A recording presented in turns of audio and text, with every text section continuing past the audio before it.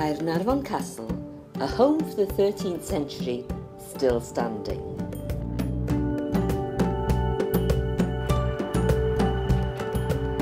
Across the water, a home for the 21st century is rising from the ground on a beautifully tranquil 5-acre site.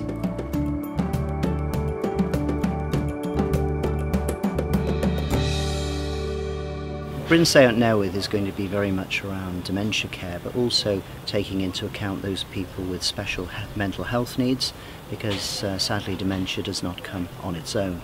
And we're going to have a whole range of services, from residential and nursing services on a 24/7 basis, right through to daycare, respite services. We're also going to be offering services for those families that need their loved ones being supported during the evening and the night time, and so that they can remain as carers during the day. I've come from the Department of Health in England to look at this because I think this will set a new benchmark for dementia and indeed older people's care. I'm really impressed with the building, but I'm also really impressed with the philosophy of personalisation which underpins the way in which this service is going to develop in the future.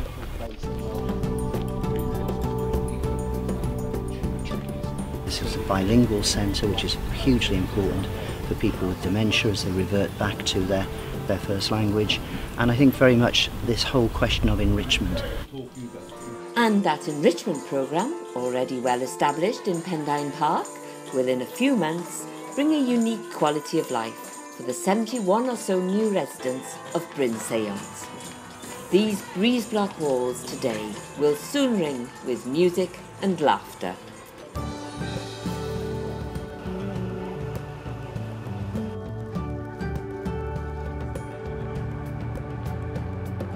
We're on track. We're hoping to open the doors in October of this year.